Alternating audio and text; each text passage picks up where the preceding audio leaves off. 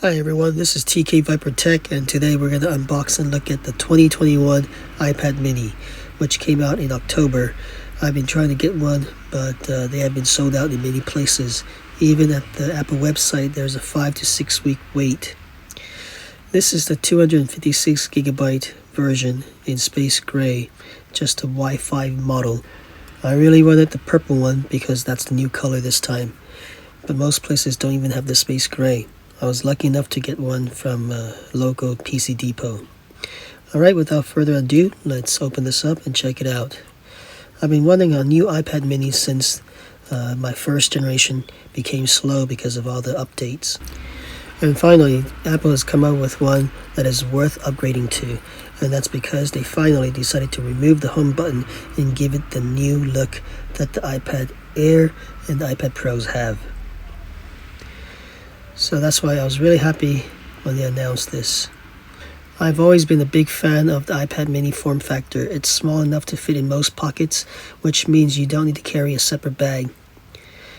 And it is small enough to have with you at all times. The iPad Pro or the iPad Air, on the other hand, are better used when sitting down at a desk because they aren't so comfortable using standing or walking around. The first thing we find in the box is the iPad mini wrapped up nicely in this paper jacket for protection, and you'll see the shiny new power button that's combined with the fingerprint sensor. We'll put this aside and check out the other stuff. There's a packet here that contains all the basic stuff. We have a warranty card, we have a quick user guide, and of course the Apple stickers. So if you're coming from a newer iPhone, you should have no problem using this iPad mini. This guide just goes over how to use the device that doesn't have a home button. It goes over all the gestures you need to operate a machine without a home button, like to go back to the home screen or to open up the notification center or the control center. They're a simple guide, but it'll get you started. Next, we have the warranty card here, very standard stuff, all in Japanese. And finally, we have two pretty big Apple stickers. And that's it. That's just extra padding on the back, nothing else. Next, we'll take a look at the accessories. For the first time, we get USB-C instead of Lightning port on the iPad mini. So that's why we get a USB-C to USB-C charging cable. This is very nice. No longer do we need Apple's Lightning cable. And then we get a power brick. That's also USB-C. And this is a 20-watt power brick. It'll be fast enough to charge your iPad mini because the iPad mini has a pretty small battery. For the iPad Pro, you'll need something more powerful like a 30 or 65 watt charging brick. Alright, and now for the main item, the iPad mini. Let's peel this back and take it out of this jacket. Very beautiful device, aluminum on the back. Feels very nice and smooth and very thin. I think this is actually smaller than the first iPad mini, even though it has a bigger screen, an 8.3 inch screen instead of a 7.9 inch display, and that's because we no longer have the home button. Here is the camera, and for the first time we have a flash. There is the charging area for an Apple Pencil 2.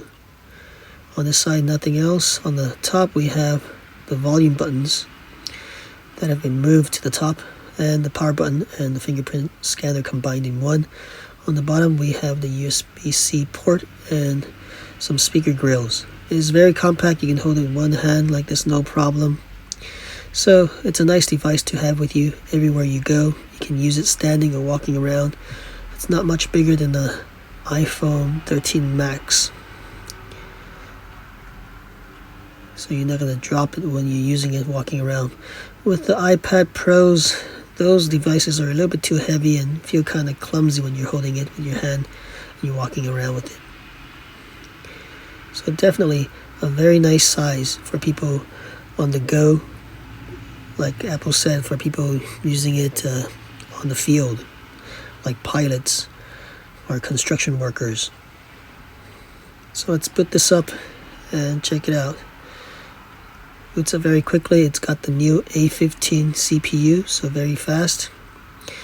Choose your language of operation. I'm going to choose English here, and the country you're in. So in this case, Japan. And in a quick start, you can set it manually or have it kind of sync it to your old device, copy everything over. I like to start everything new, so I'm going to set this up manually. I don't want any junk from my old devices onto this new one. All you have to do, if you want it to automatically set up, is to have your iPhone or iPad nearby. It'll sync everything up for you. Now that the setup is done, let's check out the iPad and the interface. As you'd expect, it looks exactly like an iPad Pro or iPad Air. It works the same way. It doesn't have the 120 Hz refresh rate that the iPad Pros have, but that's because you're paying a lot less for this device. But still, it's smooth enough. I feel like that's not a big problem for me. For some people, for artists, maybe you want a faster refresh rate when you're drawing. For me, no problem. The only issue that I have is that, as most people have complained about, is the scaling issue. They've scaled down everything from an iPad Air display onto this display, so everything looks a little bit smaller. And that's a problem sometimes, because a small icon that works well on the iPad Air will be even smaller on this iPad mini. Sometimes it's very difficult to push those icons. So one solution is to get an Apple Pencil 2 or a cheaper brand. They sell for about 3,000 yen on Amazon, or you can get a stylus that's even cheaper. So here is Notes. Just testing out the keyboard. The swipe keyboard works well. You can split the keyboard, so this will make it even easier to type in landscape mode. In portrait mode, you don't need to do this because the iPad is small enough. You'll reach all the keys just with your thumbs. And that's what I really love about the iPad mini. You can type easily while you're walking around. The last thing we're going to talk about in this video is the set of cameras on the iPad mini.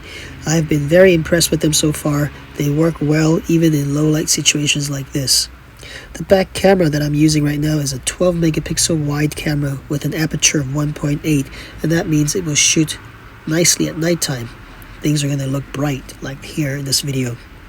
It's got very good cinematic video stabilization, as you can see here. I'm just walking normally without any gimbal stabilizer to help me record this footage. Just holding it with one hand or two hands sometimes. Even my iPhone XS with optical image stabilization doesn't perform nearly as well as this camera, so I'm very impressed. Let me give you a quick tech spec on the back camera. It shoots 4K videos up to 60 frames per second, or slow motion videos at 1080p up to 240 frames per second. It has time-lapse video with stabilization, extended dynamic range for videos up to 30 frames per second, cinematic video stabilization for all modes, continuous autofocus, which means you don't have to tap on the object to focus on it. Anytime a new object comes into frame, it focuses automatically. And the best thing is that it records in both H.264 and HEVC, which will save you a lot of space on your SSD storage. And now let's take a look at the front-facing camera. Like the latest iPad Pros, the iPad mini is also getting center stage, which is a 12 megapixel ultra-wide front-facing camera with a 122 degree field of view. So basically you're getting an action camera inside the iPad mini. Unfortunately, like most action cameras, the aperture is 2.4, which is not great at low light situations like this. You can see the image is quite dark there. However, it does have cinematic video stabilization, so this is like hyper smooth on the GoPro or Rocksteady on the DJI action cameras. So you see the footage is very smooth. I'm walking just normally without a gimbal, just holding it with one hand, and we have very stable image even at nighttime, so that's great. Overall, I think these two cameras are the best cameras you'll find on any tablet on the market right now. So big thumbs up to Apple for including usable cameras. Even though it looks strange shooting with an iPad, at least it's not a full-size iPad, so you don't look as strange. And when you do need a camera, these two cameras are pretty damn good.